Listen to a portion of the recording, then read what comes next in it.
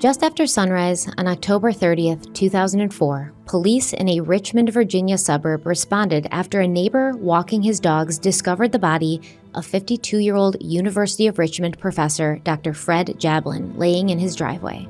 He'd been shot multiple times as he went outside to grab his newspaper, which is something he did every morning.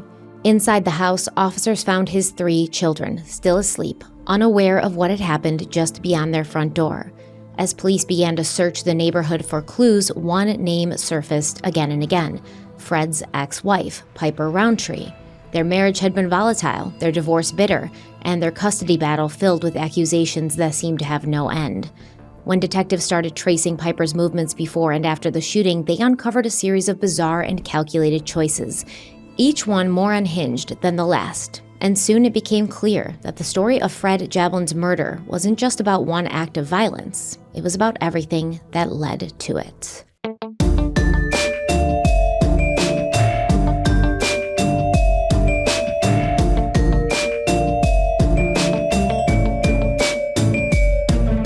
Okay, so we're covering this case because it happened the day before Halloween.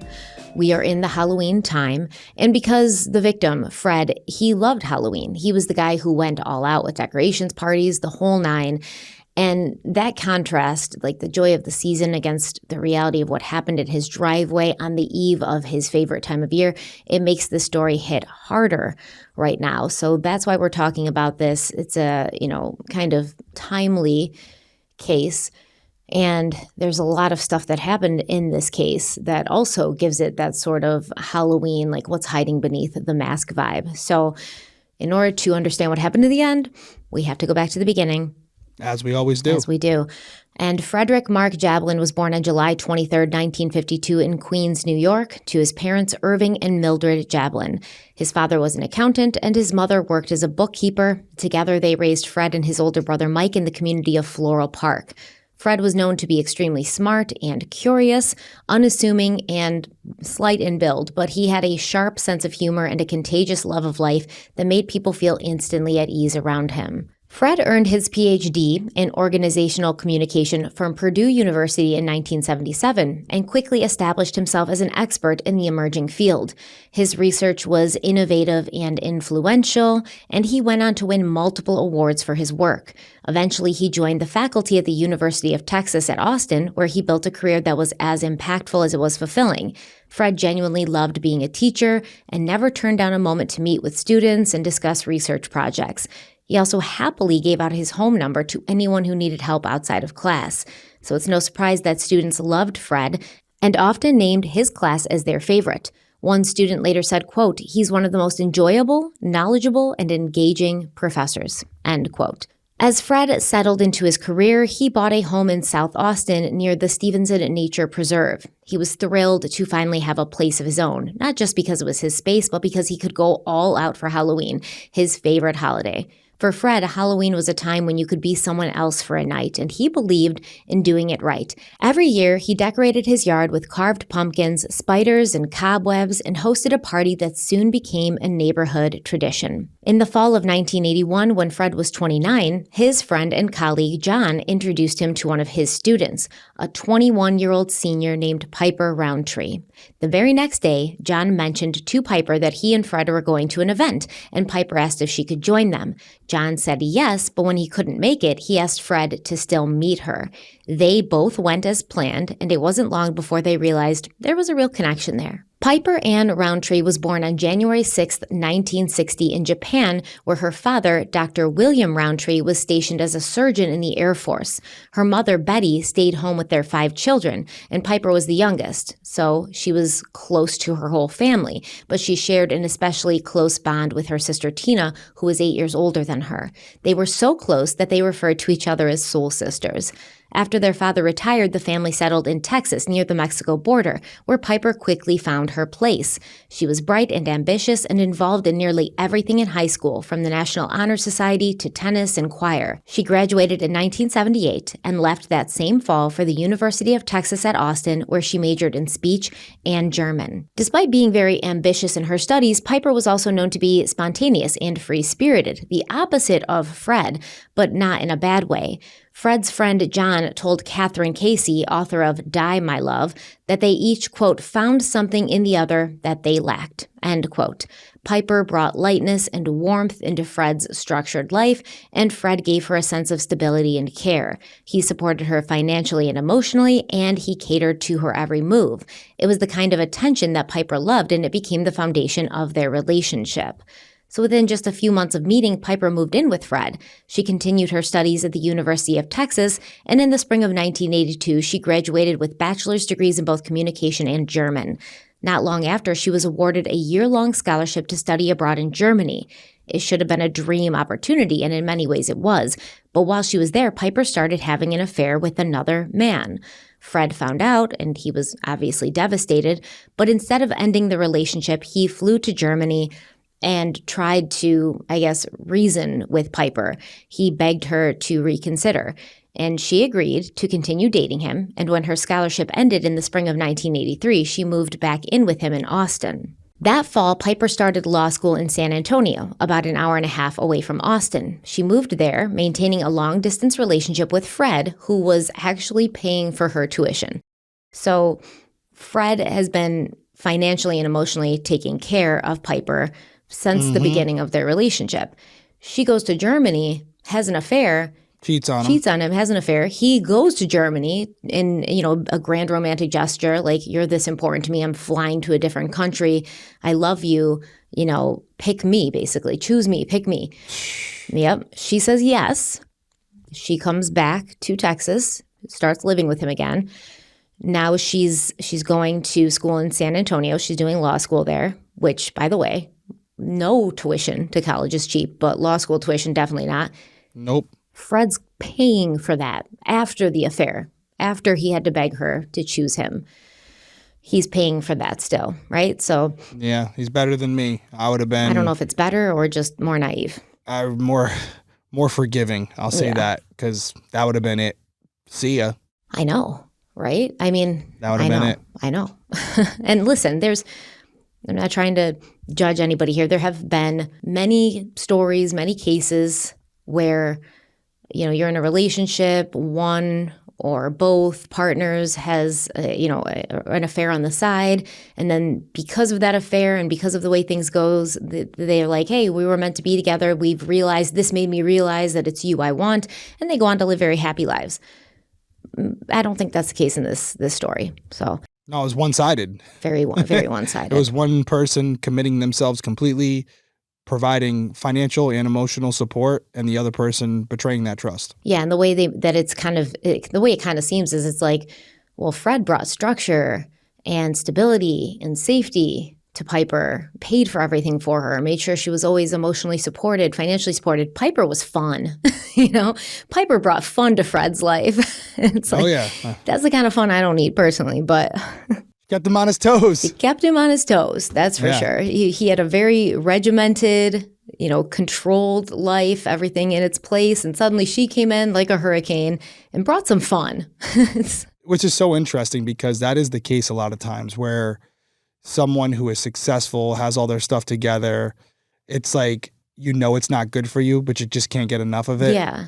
And that it kind of excites you almost. Because everything else in your life makes sense and has this like very, monotone quality to it, which is great. But then at the same time, it's also the thrill of the chase too. Like, you want what you can't have type thing. I don't know, man. I don't know. Humans, man, we're all messed up. Yeah, you're like, oh, this little lightning burst came into my life, and suddenly I'm electrified. But what I think that people don't understand is that that's really anxiety that you're feeling, this excitement to be around somebody or something that destabilizes you and kind of makes you, it's dopamine because it's something different, something unique.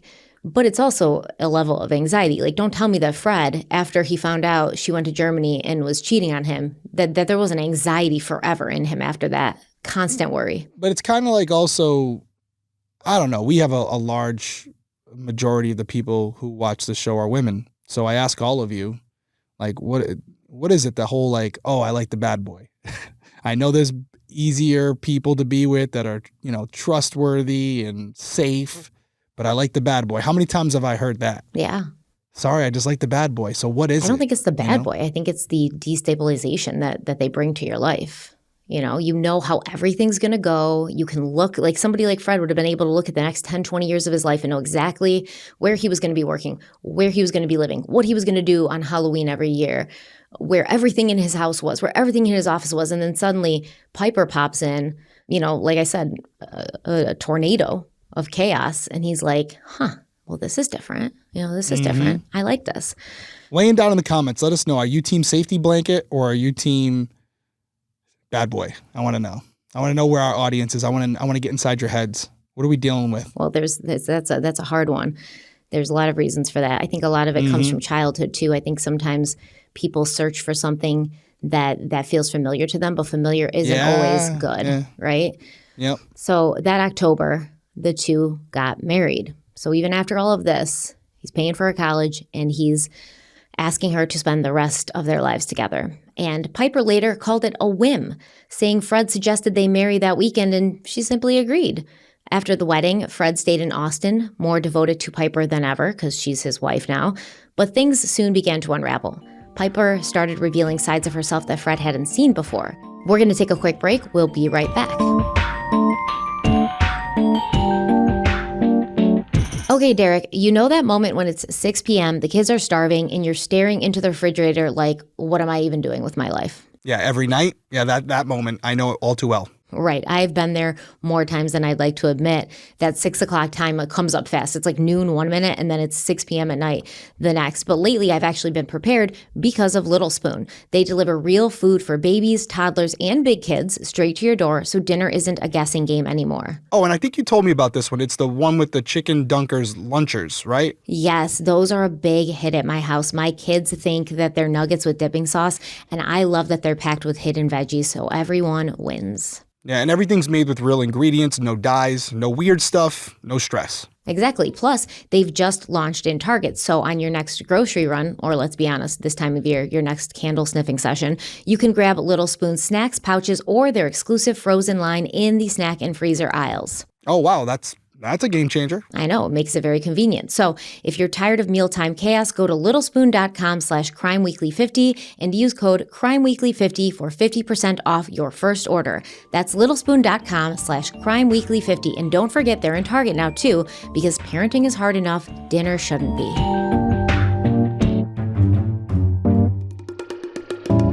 All right, so we're back and Fred and Piper, they get married on a whim, she says. And then once they're married, as is the case a lot of the time, by the way, once somebody who's hiding things and wearing a mask, once they sort of see now you're locked in legally or otherwise, they'll sort of start showing you little bits of themselves here and there because it's hard to wear a mask for an extended period of time.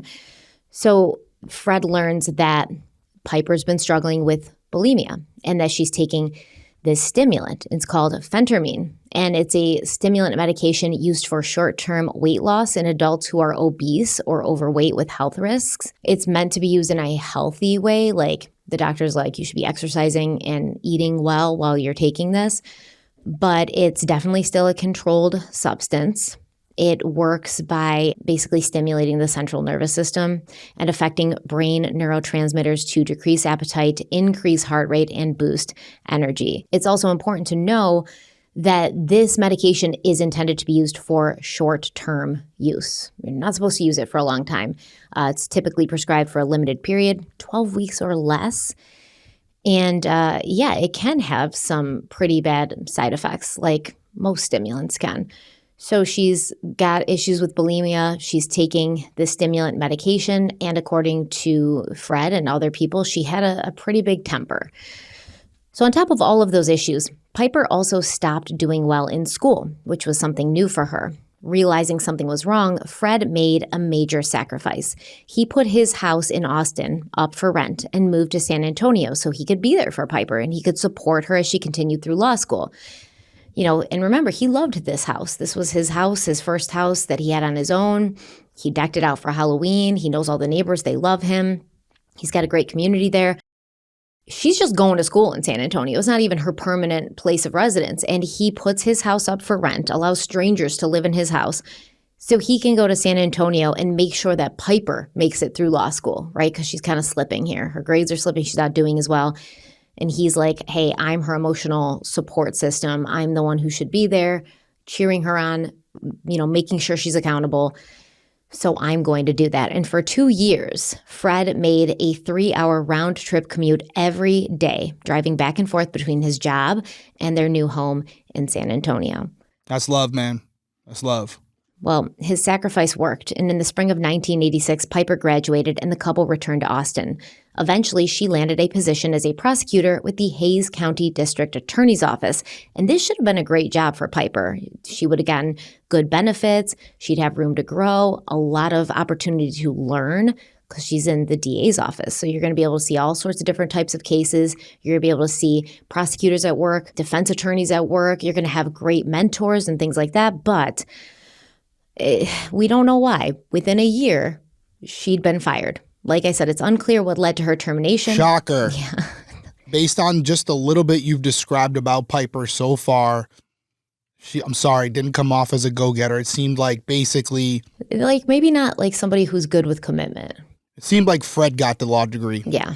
If I'm being honest, I'm not trying to discredit her, but it feels like Fred was a big reason, a big force behind her even finishing. Her sticking with their relationship, her sticking with getting her law degree, her sticking with anything was sort of Fred persuading her to. Yeah, I wouldn't be surprised if Fred was a part-time attorney because he probably was doing a lot of her schoolwork with her to help her out. I'm sure he was studying. Just based on what you're describing, this guy was probably going above and beyond just to make sure she passed. It was probably exhausting on top of all of his other stuff, right? Yeah. But her being on her own, not having him there to hold her hand. Yeah, he can't go to work with her and be like, Piper, answer your emails now. And then what happens? She's done within a year.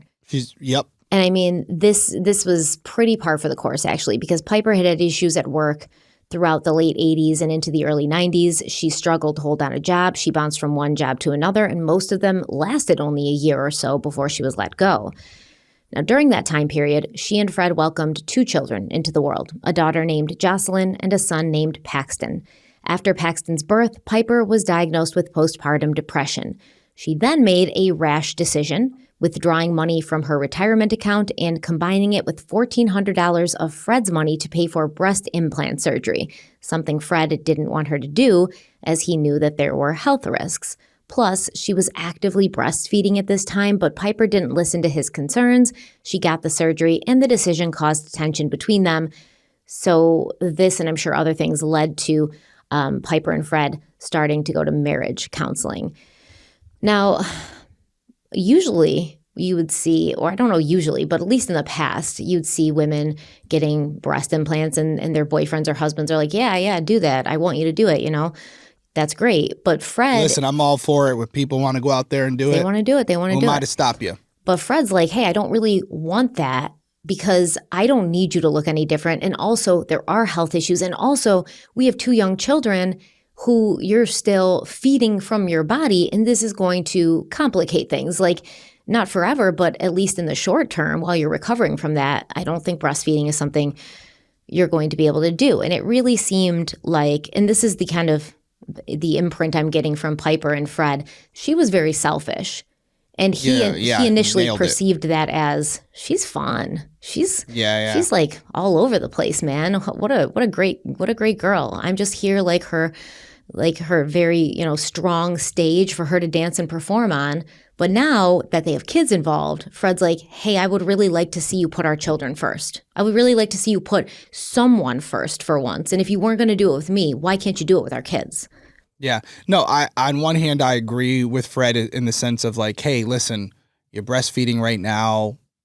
It's been proven apparently that that's better for the children. Would you mind waiting? Would you mind waiting until they're at least done? But as far as him saying, I don't want you to get breast implants because I don't think you need them. Well, it's not for you, Fred. He didn't say he didn't think she needed it. He said that there's health complications, potentially, things like that. Same thing. No, I mean, ultimately, if she feels insecure about something, she wants them done, she should be allowed to do it. And Fred, by the way, you signed up for the marriage. What's yours is hers. So it's not technically your money anymore. It's her money as well. So I think there's a It's not as clear cut on this part. I haven't liked a lot of what you've said about Piper leading up to this point. So this is the one thing I'll say where it seems like Fred potentially felt like, hey, because I'm the main provider and I'm doing these things, I should have say over what you're doing with your body. If that was the case, I disagree. Maybe not say with what you're doing with your body, maybe say with what you're doing with your money, because what do you think about her draining her retirement account? I don't agree with it, but this is all, I know what we're talking about tonight, right? But the reason I think we do what we do and why people come back is because we're honest.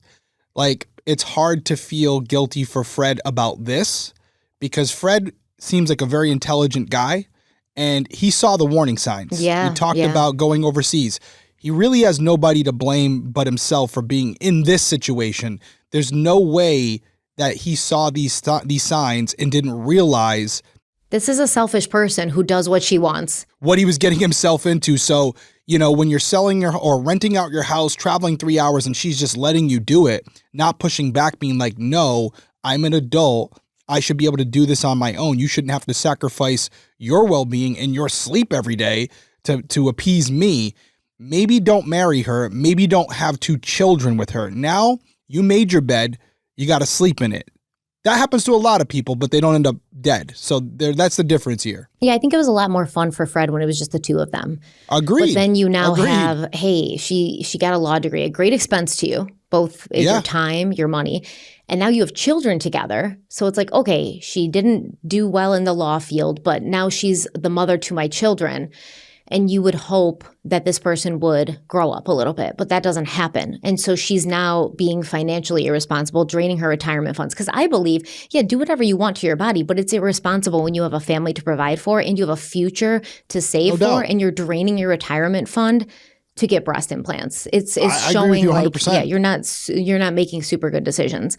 But it wasn't like she was putting on a mask beforehand. Not really, like somewhat, but not to that extent. Not based on what you've described and what you've said tonight. It seems like the signs were there. Yeah, absolutely.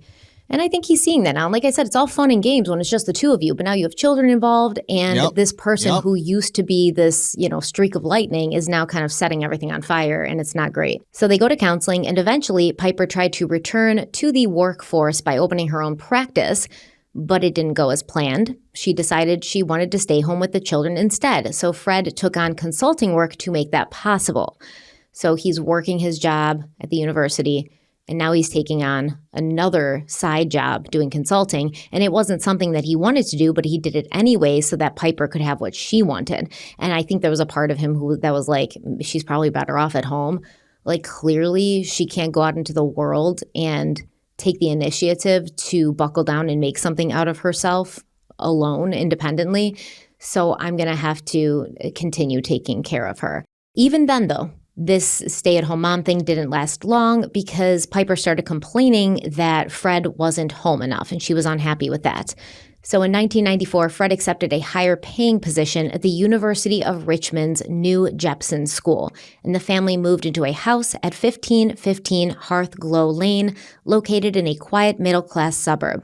The following year, Piper gave birth to their 3rd and final child, a daughter named Callie. She again suffered from postpartum depression, and she began drinking heavily, eventually becoming known in the neighborhood for always having wine in her hand. Oof, it's not what you want to be known for.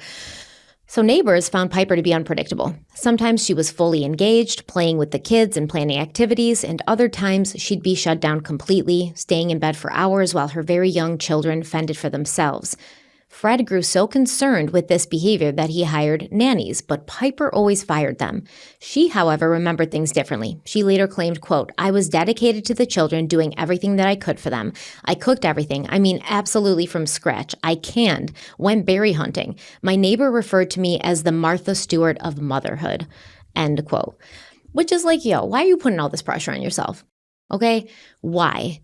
You don't have to make everything from scratch. You don't have to be in the kitchen rolling out bread in the flour from scratch. You don't have to be canning. We have grocery stores. You've got 3 kids. We have wild grain. Yeah, we got wild grain. You've got 3 young kids. That's 3 full-time jobs all on its own.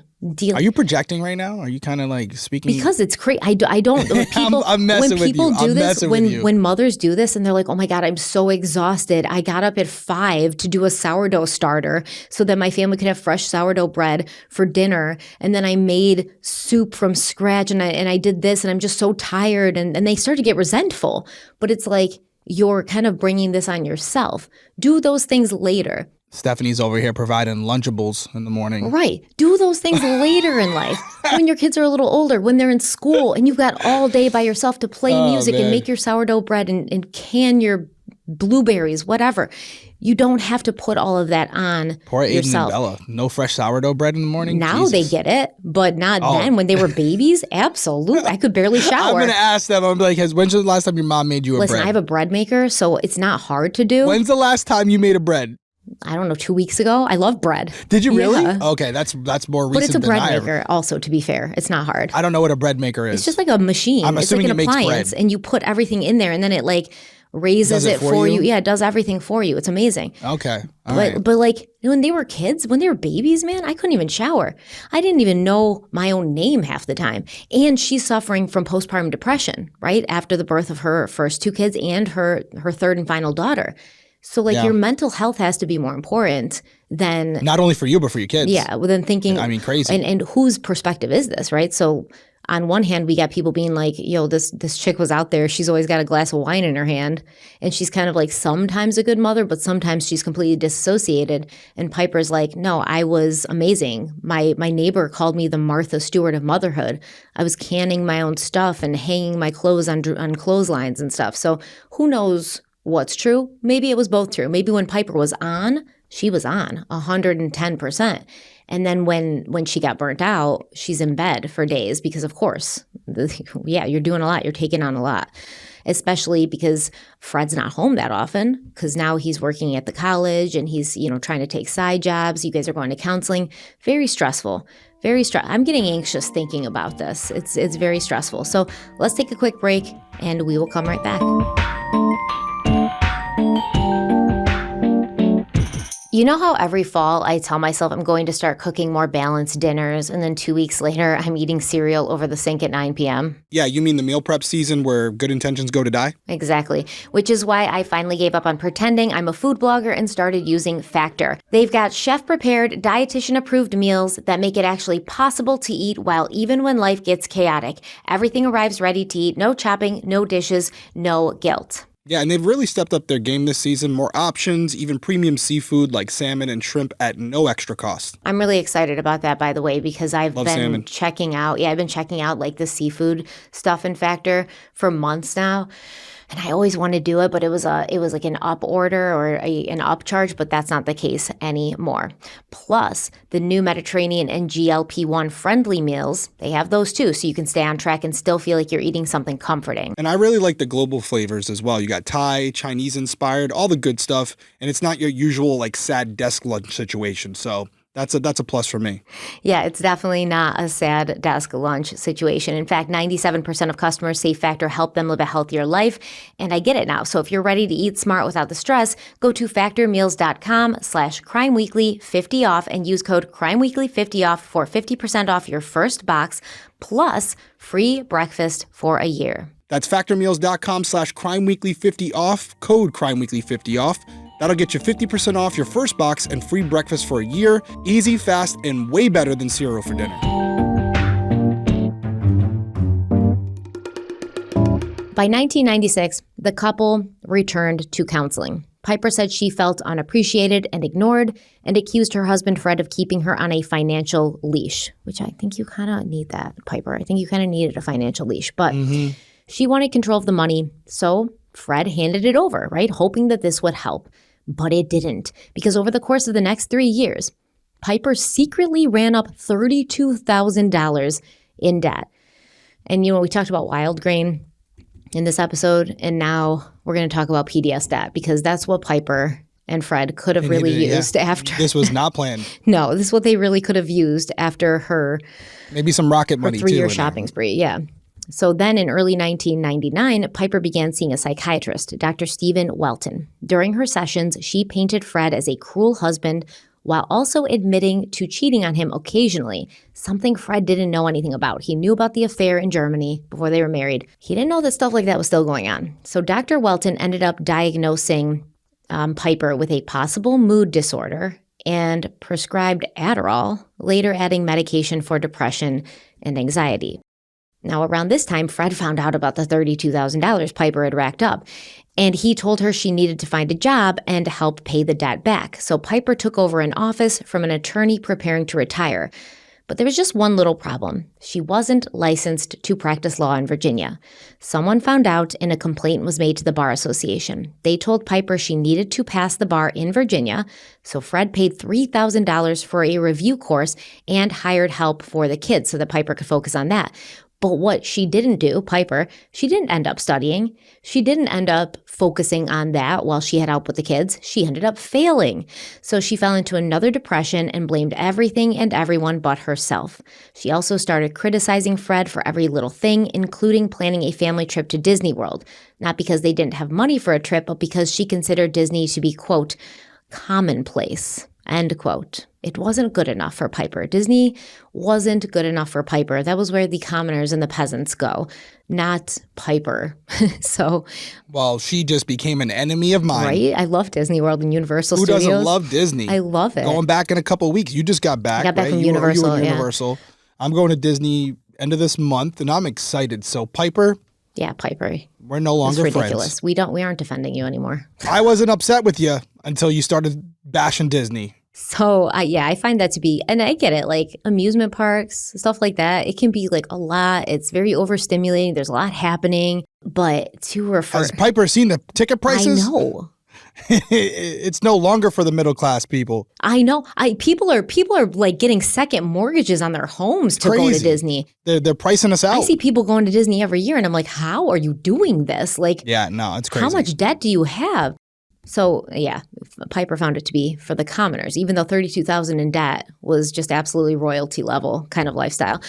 So that spring, Fred joined Piper in couples therapy sessions with her psychiatrist, Dr. Welton, who later said he realized Fred was nothing like the man Piper had described.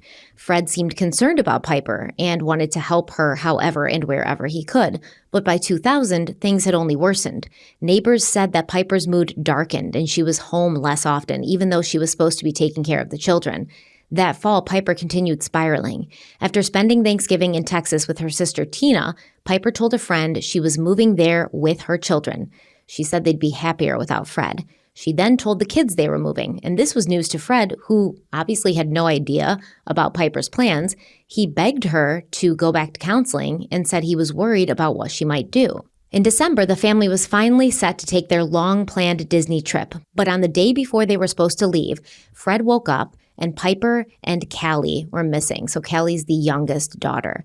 He had no idea that during the night, Piper packed a suitcase for herself and Callie. She called a limo to take them to the airport, and she flew to Houston, where her sister Tina lived.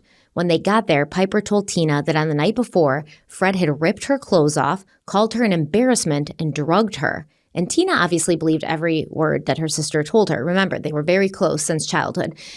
They called themselves soul sisters. They were ride or die, and Tina was 8 years older than Piper, so obviously she's going to feel a protective instinct towards her younger sister, who she's very close to. Now, Fred soon figured out where Piper and Callie were, but instead of going to Houston, he took the two older kids to Disney as planned. I'm sure at this point he was just fed up with the shenanigans. He'd been planning the trip for over a year. The kids were very excited about it, obviously. They'd been telling them about it, hyping them up. He wasn't going to ruin that for them, even though Piper had tried to ruin it for them all. So after a week at Disney, Fred brought the kids to Houston to meet Piper, and he asked what it would take to get her to come home. She said she wanted to move back to Texas to be closer to her family, so Fred agreed.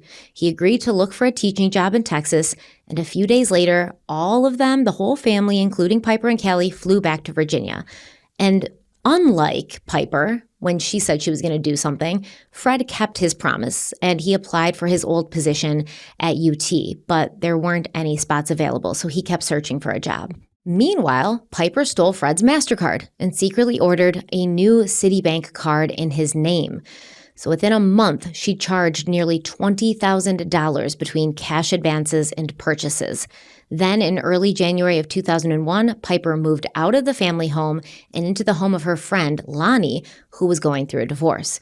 Days later, Piper went back to the Jablin home to see the kids. While there, she called the police and accused Fred of pushing her into a wall during an argument.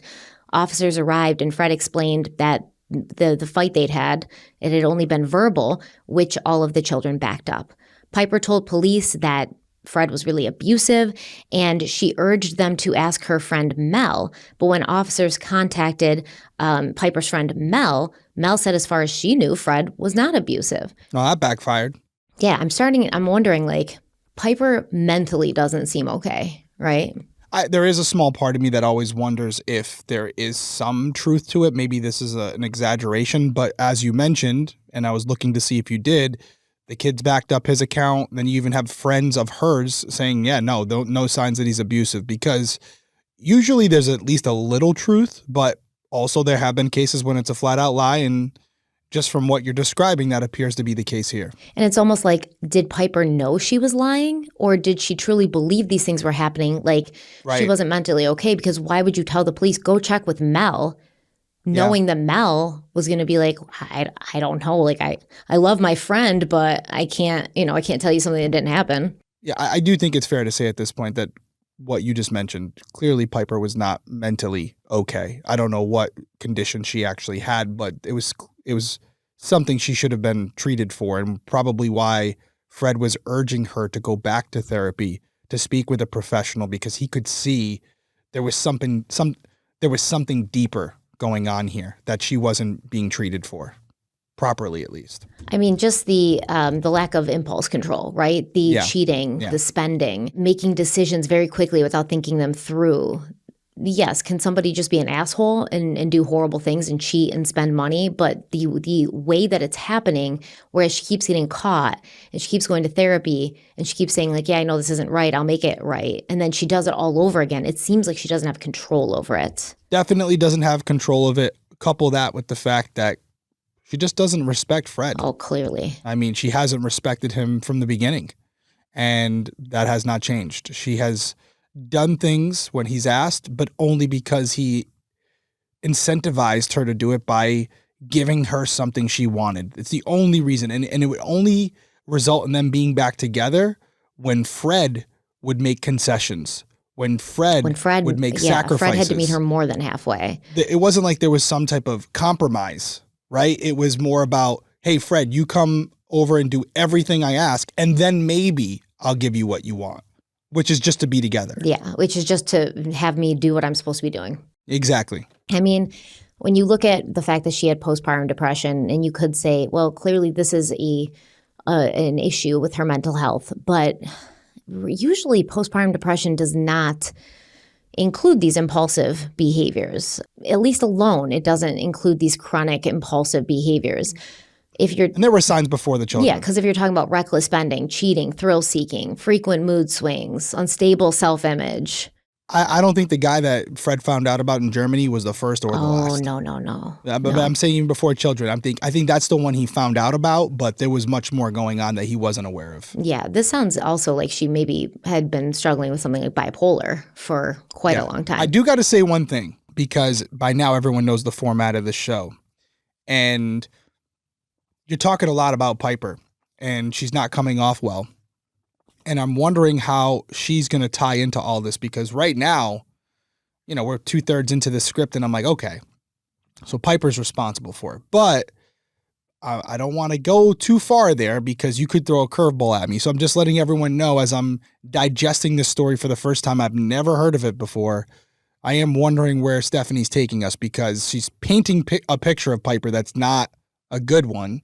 So I'm interested to see how this one plays out. Yeah, I'm painting a picture of Piper, but also I think, Fred's life up until the point where his life was taken from him. This is what he's dealing with. This is his experience on a regular basis. Not a great life. Like, I'm sure he was wishing to go back to his quiet house where, he could have neighborhood Halloween parties and then stick to himself other times of the year. But listen, Piper's claiming that Fred's abusive. We don't know if she actually believed this or if she was lying about him.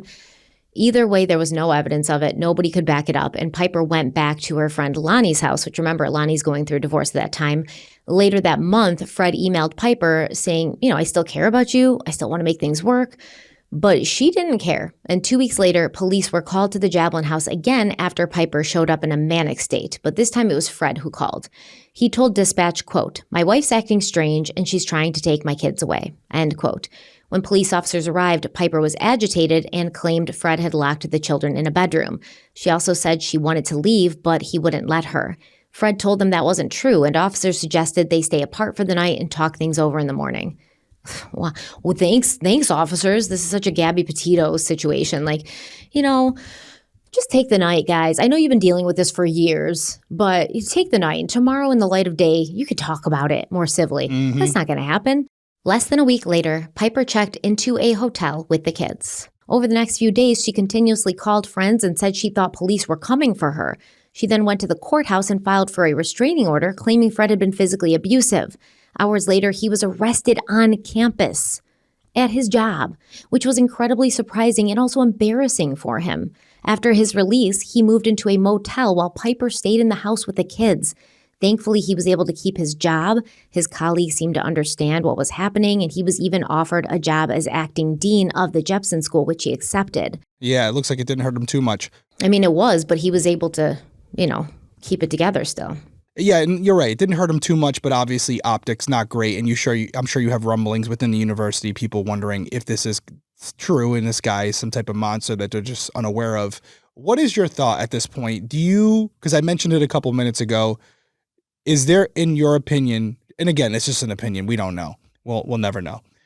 Any validity to what she's alleging? Could there be somewhere in the middle, or maybe not even in the middle, but just a foundation where she's exaggerating what's happening, and maybe Fred is slightly abusive in certain ways where he's like grabbing her or pushing her, not beating her, but doing things where she's taking that and running with it? No, absolutely not. From what I've seen, what I've researched, there's no evidence of that. And I think that's why I keep saying, either she's mentally going through some kind of break from reality where she genuinely thinks this stuff happened, or she's just maliciously lying. Those are the only two options at this point.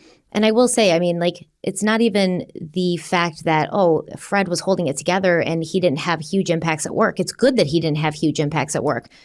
But he's holding it all together and making sure that his career, which is the only thing that financially provides for his entire family at this point, his career is not affected. And the amount of mental anguish that he was going through while still making sure that it didn't leak over or touch his career. And he's kind of trying to hold that up all by himself, while also, with the other hand, trying to make sure everything's okay with Piper, and she's taking the kids here and she's taking the kids there. And it just had to be exhausting. So I know it's so hard when you're trying to keep everything together publicly when privately things are just absolutely in chaos, and you have somebody who's actively trying to throw grenades in your path every time you step forward. But he still was, for the most part, holding it all together because he knew not just that his career was important to him, because it was, but I'm the one who takes care of these he's kids. The breadwinner. Yeah.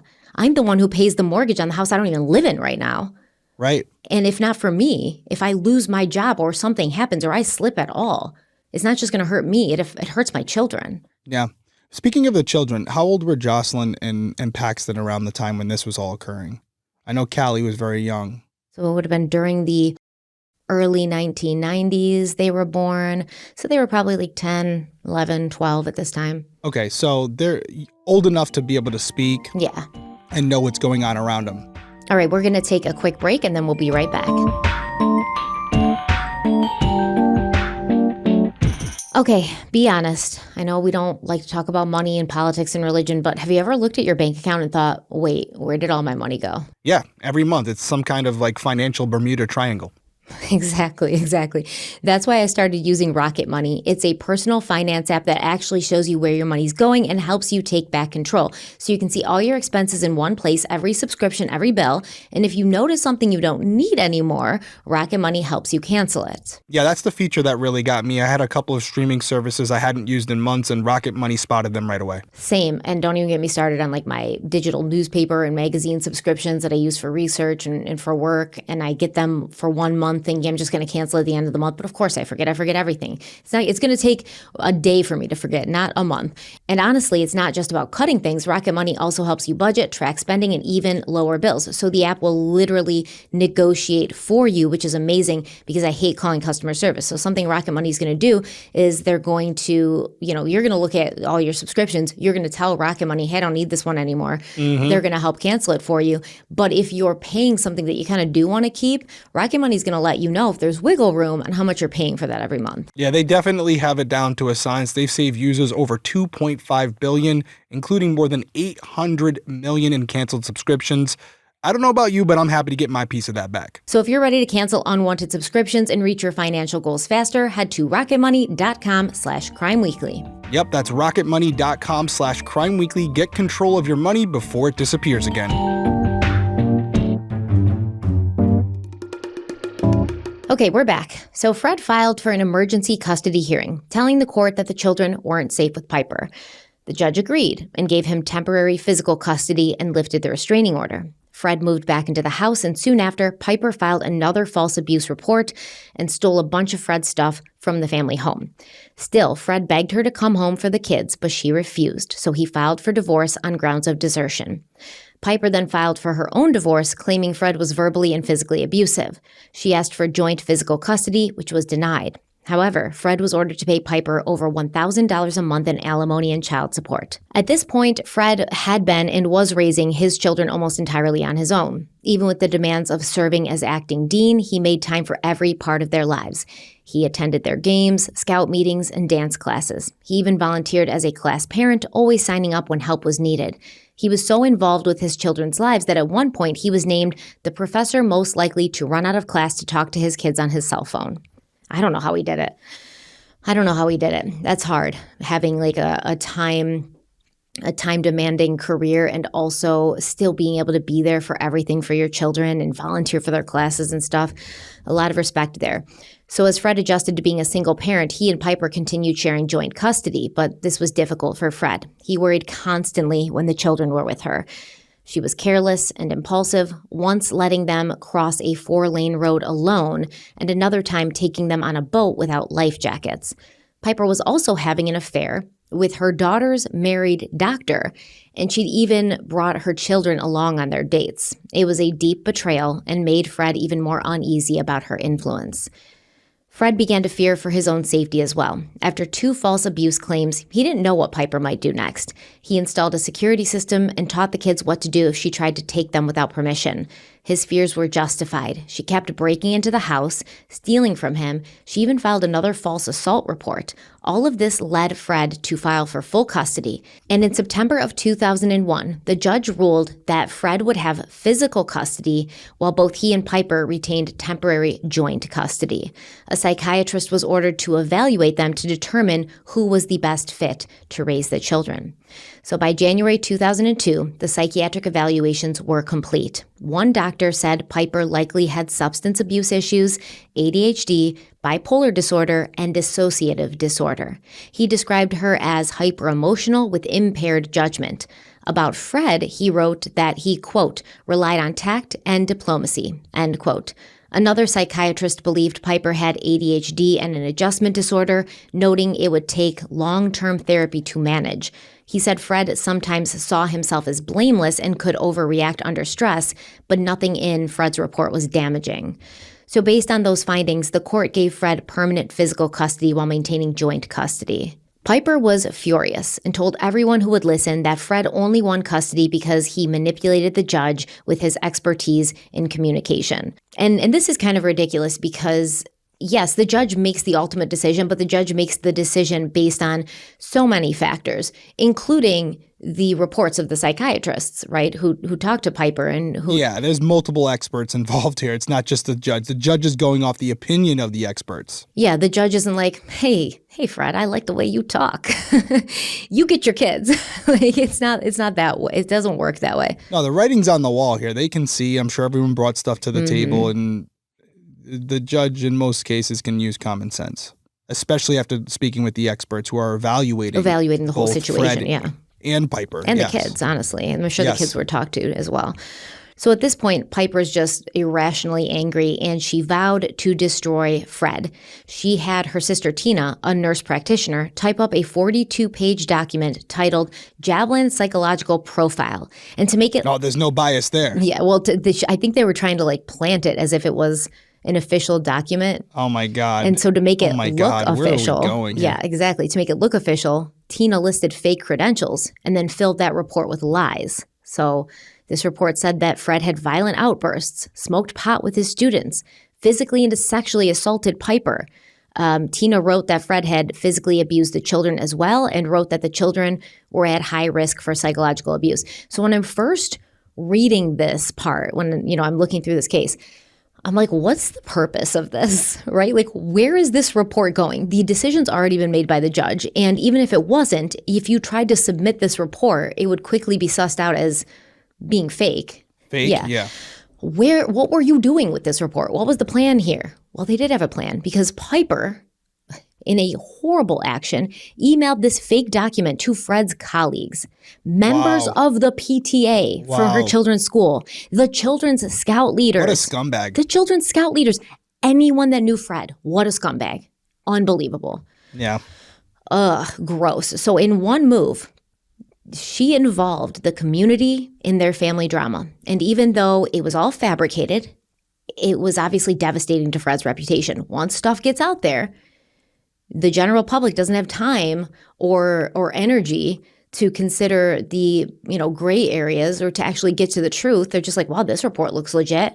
Well, they're also not privy to the other side to it, right? Of course not. Fred's not out there airing out all of Piper's dirty laundry. So they're only getting one side. And I'm a perfect example of how that works because I'm sitting here asking you, hey, do you think there's any truth, any validity to what Piper has alleged? And you're like, no. But the truth is because if someone's claiming to be a victim, you want to give them the benefit of the doubt. Of course. So without a doubt, there's going to be people in that neighborhood, that PTA or part of his colleagues who are going to say, man, Fred's an asshole. Especially if somebody maybe has previous history with domestic violence or has been the victim of domestic violence, they're going to automatically sort of mentally side with Piper against it because they don't have the full situation. But I have found the first person in an issue like this, the first person to take it public and try to rally troops to their side is usually the one who's causing the drama and who's causing the problems. And that's why they're trying to get ahead of it. They're trying to get out ahead of it. Obviously, Fred's got to do some sort of damage control, but he had to personally contact colleagues to deny it. He even withdrew his name from consideration for a full-time dean position. Piper had sabotaged his personal life for years, and now she was doing it to his career. Fred filed an emergency motion to limit her visitation with the children while Piper responded by asking for more alimony, saying she couldn't keep a job. The judge sided with Fred and limited Piper's visits to 2 weekends a month. He no longer owed Piper child support, though he was still required to pay alimony for the time being. So, after the ruling, Piper moved to Houston to live with her sister Tina, who, by the way, is no better for going along with this. It's like, I get it that you want to believe your sister, but when you're typing up an official report, as a nurse practitioner, you have a legitimate, respected career and position. You're a medical professional, and you're typing up a report. Even if you thought everything Piper said in that report was real, you're making fake credentials. So you know that there's something that's not super quite right about this, and you're going along with it to destroy the father of your nieces and nephew. Do you understand what's happening here? This isn't good. Yeah, no, it's not serving anybody well. And here's the thing. You can acknowledge that as her sister, she wants to believe her. That's okay. I'm okay with that portion of it. But to enable her by creating this fictitious document and disseminating it the way you did, that's where it was your job to step in and go, hey, Piper, I love you. I support you. I believe you. But this is not the way. This is not the way to do it. And she didn't help the situation at all. If the truth's on your side, just go to court, present your real evidence, and, the chips fall where they fall. If you have to falsify a document, that's not a good sign to indicate that what you're saying is true. Exactly. So now Piper is living with Tina, and they spent all their time together talking about how much they hated Fred, feeding off each other until Piper's anger turned into obsession. She blamed him for everything wrong in her life, even though he had spent years trying to help her. Things only got worse when a judge ruled that Fred no longer had to pay the alimony since he was already covering the $70,000 debt that Piper had built up. So the cherry on top was that Piper was ordered to pay Fred nearly $900 a month in child support. And this isn't good, right? Because Piper can't hold a job. So now for once in her life, she's being asked not even to pay back the $70,000 in debt she racked up, that her husband, because he's married to her, is legally and financially responsible for as well. Now she's got to pay him $900 a month for child support, and she can't keep a job, and she's never in her life had to be responsible for anyone or anything, not even herself. So she completely ignored that court order, even though at this point she was working as a guardian ad litem, which is the most, I think, just ironic part of this, because that is an attorney assigned to protect children's best interest in custody cases. So when you go through custody cases, your children will be assigned maybe one, maybe two, depending. They may give a different one to each child, but they'll be assigned a guardian ad litem. And this person who's a lawyer will come and talk to the children, interview them more than once. And then they'll go to the court during the custody battle and say, I'm here to protect the kids' interests. I don't care what mom says. I don't care what dad says. This is what the kids are saying. And based on the many interviews I've had and the consistency of their statements, this is what I believe to be true. That's their job. And you got somebody who's absolutely a banana nut sundae with extra nuts being a guardian ad litem for children. Hey, let's keep the Sundays out of this, all right? What'd they do to you? Well, they got extra nuts. Who doesn't love a good Sunday with extra nuts? I do, but not to represent my child in court. No. Caramel? Oh, I'm definitely getting a Sunday after we're done recording now. No, bananas, hot fudge. What? Caramel? Whoa. Are you saying hot fudge over caramel? Hot fudge over caramel all day, every day. Oh, 365. my word. We're not friends anymore. Caramel? Everyone in the comments right now, caramel or hot fudge? This isn't an apple. This is real deep questions we're asking here. Split sundae. A banana split sundae? Yes, that's what they're called, banana split sundaes with extra nuts. That doesn't sound like you're saying it right. Yeah, it's banana split. Yeah, banana split. Banana split sundae. I've ordered enough of them in my life to know that's accurate. And you know what? They've all come with hot chocolate. Hot chocolate. What is it called? Hot chocolate. Hot fudge, which is chocolate. Yeah, that stuff that stuff I love. All right. Caramel. So to market her services as a guardian, Piper created the weirdest business card I have ever seen. Oh my God, I got a link here. Am I supposed to open this? Yeah, let's look at this. Oh God. What? What? This is her business card. All right, so listen, if you're on audio, we're going to describe this to you as best as we can, but you really got to go over to YouTube and look at it yourself. But it's definitely a really bad Photoshop job. Mm-hmm. It looks like it could be some type of biblical flyer. So it's like an angel holding the scales of justice on one side. Yeah, but it's not like it's not the real scales. Yeah, it looks like very like gothic, like something you'd see in a medieval church. What's that movie with Tom Hanks? Which one? Where he's like trying to figure out the Da Vinci mystery. Code. Thank you. It's very like Da Vinci Code coded. Did I nail it? Yeah, absolutely. Okay. And then there's a picture of her, like kind of like her arms crossed and her back to, something. And then above her, it says, if you feel you don't have the right or are convinced that you are not deserving, then we must talk, or we need to talk. We need to talk. Then we need to talk. I don't know. Yeah, and the photo's not terrible. The photo's okay. Everything else around it. And she has like it's kind of weird. She's intensely looking into the camera. Like, I am the angel of justice. The angel of justice, but it looks like it's like a Saint Michael behind her because he or she is holding a sword. I don't know, man. This was not well thought out. But everything you have talked about tonight and the woman that you have described to us, this adds up. Flyer just tracks. Yeah, it does. I see it and I'm surprised, but at the same time, I'm like, oh yeah, okay, that makes sense. Yeah, I got it. This is very Piper. That's so Piper. It looks like a crappy cover to a DVD that was made by some student. Yeah, for their like thesis about how the Egyptian pyramids were built by aliens. Yeah. Well, but again, it tracks. I'm with it. All right, I need a break. Let's take our last one. We're going to be back. We'll wrap this episode up.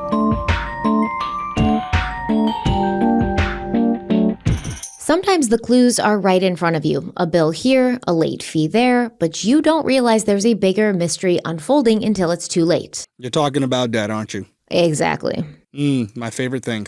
Yeah, no, not. It's my absolute least favorite thing. And credit card debt is the suspect hiding in plain sight. It doesn't barge in, it creeps up on you. And before you know it, it's following you around like a shadow. Yeah, you think you've got it under control and then boom, your budget's gone missing. That's where PDS debt comes in. They've helped hundreds of thousands of people escape from debt, whether it's credit cards, medical bills, or personal loans. And they don't just crunch numbers, they actually build a plan that fits your life. And there's no minimum credit score required, which is huge. And they've got an A+ rating from the Better Business Bureau, plus thousands of 5-star reviews. Exactly, because they get it right. So don't wait for debt to make its next move. You're just 30 seconds away from being debt-free. Head to pdsdebt.com/crimeweekly right now to get your free assessment and find the plan that's right for you. That's right. That's pdsdebt.com/crimeweekly. Take control before your case gets any colder.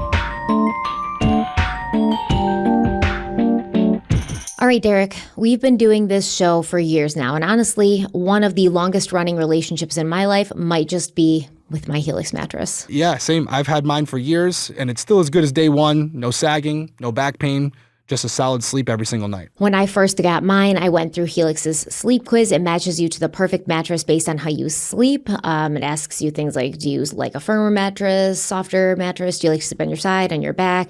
Do you sleep hot, cold, etc.? So I ended up with the Helix Midnight Luxe. I think that's for the same one you have. Same one I have. Yep, love it. Been a total game changer. I used to wake up with really sore shoulders and especially a stiff neck. I've got neck problems. It's genetic. My mom has them, her mom.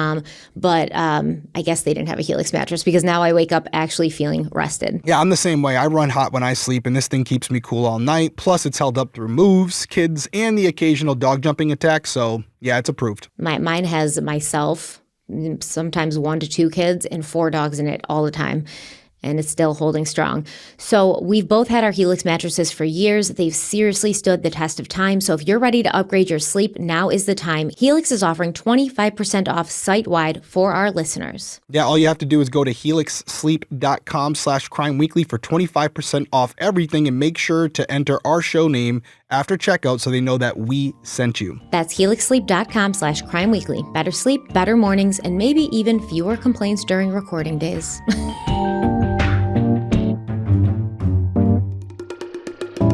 All right, we're back. So Piper's just, I don't know what the hell she's doing. She's living with her sister. They're getting each other all riled up. You know, I can imagine it every night. They're just coming home, pouring the wine and like making, voodoo dolls that look like Fred. And then she's being, working as a guardian ad litem for other children who are going through custody issues in their families. And that's the scariest part of this, I will say. The absolute scariest part of this, that was allowed to happen. Considering what she was going through, I don't think that was the best job for her, and there should have been some checks and balances, because she's going to obviously, even if she's not an insane person, which I believe she is, she's going to have a bias at this point, right? She's possibly going to have a bias towards the mother, even if that's not the correct decision to make. So I just don't think she should have been allowed to do this and work in this capacity during her own divorce and custody battle. That's just my opinion. Are you with me on that? I mean, listen, I'm with you, but at the same time, I understand why it's allowed legally. It's okay. But yeah, knowing her, not everyone knows her like you're describing her to us. They're only seeing the end product. Although that flyer should have scared everybody. Yeah, I wonder how many calls she got. Probably a lot, because it's so polarizing that you'd be like, I gotta meet call this lady. Yeah. So even after everything she had put him through, Fred was still nice to Piper. He emailed her updates about the kids, sent photos, and tried to keep things civil, because he's probably hoping, hey, I do think my wife or my ex-wife has a mental illness, but eventually I would like her to get help. I would like her to have therapy and maybe take medication, and she'll get better, and then she can be there for our children again. Yep. Even if we don't reunite, she can be there for our children again. And at times, Piper appeared polite in return, though she still refused to pay child support. Meanwhile, her job as a guardian, surprise, surprise, it was unraveling. She'd been taking client deposits without telling her employer, and when he found out, she was let go. Well, no more need for that flyer. So then in 2002, after 19 years of marriage, Piper and Fred had their final court hearing for their divorce and child custody battle. In the end, the judge ordered Piper to repay more than $8,000 in back child support and return Fred's mother's jewelry that she stole. It seemed like a major loss for Piper, but it wasn't really, because she was also awarded 20% of Fred's retirement, which was around $70,000. And for a while after this ruling, things were quiet. It seemed like the money had pacified Piper and the drama was at a low point, at least in Piper standards. Fred was starting to feel like he could breathe again. By October of 2004, Fred was happier than he'd been in years. He was dating a woman named Charlene, and things were serious enough that he introduced her to the kids. It was also his favorite season, Halloween. Together, he and his kids decorated the yard and made plans to spend Halloween Day at a pumpkin patch. On Friday, October 29th, Fred spoke to his girlfriend, Charlene, and mentioned emailing Piper to let her know that he was going to let the kids visit her for Thanksgiving. This was a big step for Fred, but it seemed like the right one. Things with Piper had been calm and okay recently, and the kids deserved to see their mom. Now, the next morning, Fred followed his normal routine, getting up around 6 a.m. and putting on some coffee. Just after 6:35, while it was still dark, he stepped outside in his slippers to get the newspaper at the end of his driveway.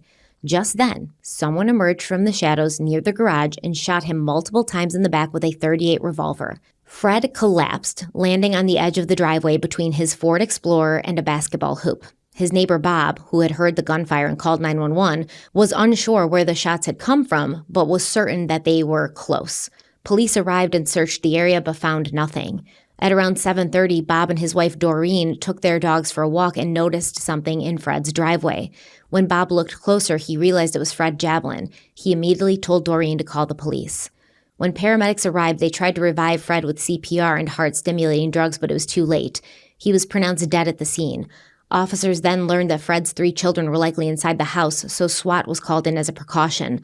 When they entered, they found Jocelyn, Callie, and Paxton sleepy but unharmed, and quickly escorted them outside away from their father's body.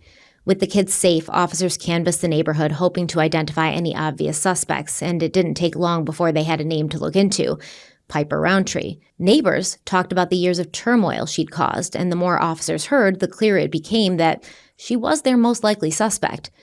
I wonder if they saw that business card, because that would have locked it in for me. That would have been like, we got him. So let's find her. So they began tracing her movements before and after the shooting. And what they uncovered was strange. Once again, even for Piper.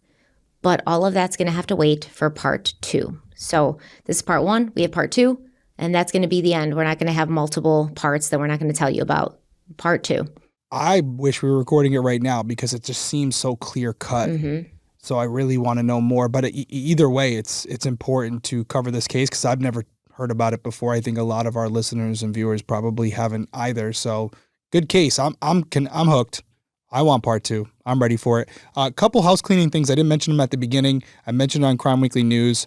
The Criminal Coffee merch, the Halloween hoodie, is in. I do apologize.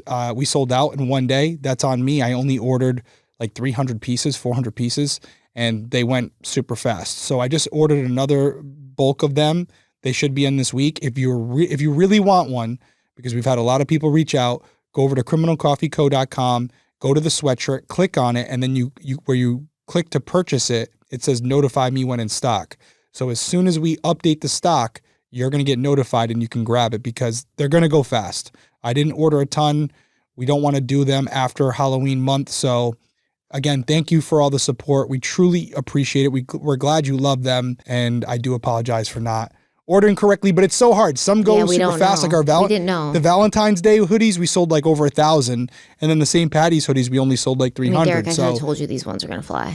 As soon as I saw the design. They're pretty great. Ashley knocked it out of the park. It's great. And also, something I'm going to try for episodes going forward, it'll be on the screen to the right or left of us, or it might be over the whole screen. A lot of you reach out and say, hey, what was the ad that you covered in this episode? We didn't know what it was. What was the product? Can you put it up there? We're going to put up an image right now, a graphic, where you'll see all the ads for the episode and their contact info if you're someone who's watching on YouTube. That's something we're going to start doing as well. So that's on the screen here. Probably won't mention it in future episodes. It'll just be up there at the end of each episode. As always, guys, we appreciate you being here. All the love and support. We couldn't do it without you. We're going to keep it rolling. A lot more to come. Some few surprises that were coming down the road for sure. Stephanie and I have some great plans, and we can't wait to share them with all of you. We hope everyone's happy, having a good holiday season, and we will see you next week. But until then, what am I going to say? Stephanie? Stay safe out there. Stay safe out there. We'll see you next Bye. week.